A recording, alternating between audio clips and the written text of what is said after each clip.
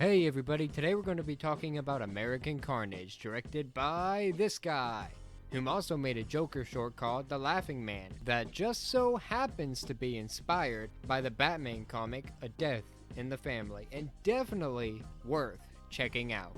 But does his latest film suck, or are you in luck? Stay tuned till the end to find out. Let's get into it. A governor decides to take out as many Democrats as he can before Election Day by having ICE raid the homes of minorities. In order for a reduced sentence, they can take care of elderly, but given this is a horror movie, shady happenings occur.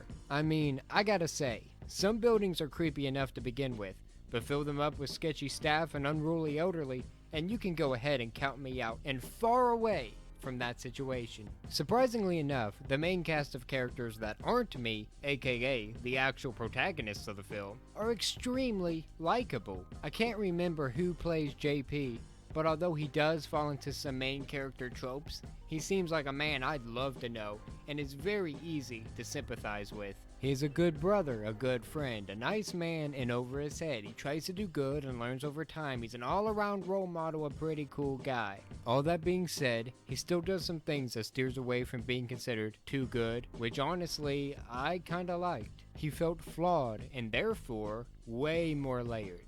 Jenna Ortega plays the most rebellious of the teens, but her character is also far more than just a rebel, and is very easy to root for. She has some emotional beats, but she takes the bad crap with stride, and the actress portrays the cool character very well. But the man I want to talk about the most is played by Alan Maldonado, and he plays quite the character called Big Mac. And yes, I said Maldonado, not MacDonald. Just wanted to make sure I clarified that. He is the comic relief, sure, but he's definitely the most relatable. He quickly became my favorite character, and every time he was in any type of dangerous situation, I was on the edge of my seat, worried to death. If y'all don't go out of your way to give Big Mac a prequel movie so I can see what his life was before all this crap, you really missed the mark and you're just letting a good idea go to waste. Heck, if I just see Alan's name in the cast list of another movie, I'm already on board to watch it. Sadly though, there's not much to say about the rest of the cast.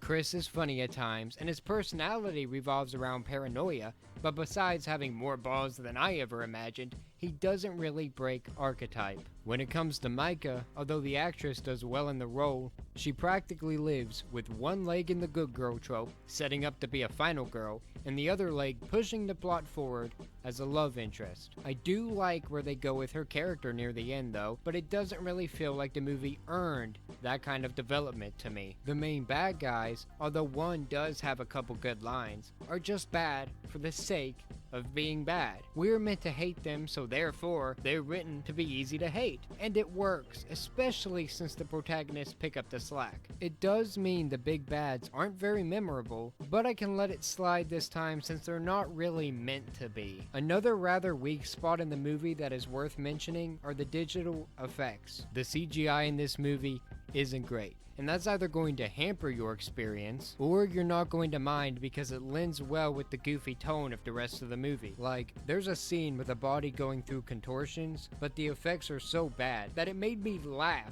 instead of feel any sort of terror. It reminded me of the effects used for the jangly man from Scary Stories to Tell in the Dark. It doesn't get much better the more that it happens, and it continues to just look bad. Not sure why they felt it was necessary to begin with, when they could have just used an actual contortionist with practical effects, but hey, here we are. It's not a huge issue, but depending on whether or not you're here for the horror tag or the comedy tag, I felt like it was worth bringing up. All that being said, the question still remains. Does American Carnage suck, or are you in luck?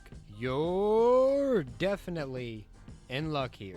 But go in for the mystery and for the laughs before you do for the horror. There's some heavy-handed politics at the beginning, but they aren't the main focus. So if you can manage to get through those, then there's one heck of a movie right after that I definitely recommend. Happy 4th of July, y'all. If you made it this far, thank you so much. Don't forget to put Let There Be Carnage in the comments to confuse the ones that didn't. I appreciate you. I hope you appreciate me. Don't forget to like, share, subscribe, and like always, have a good day. Thank you.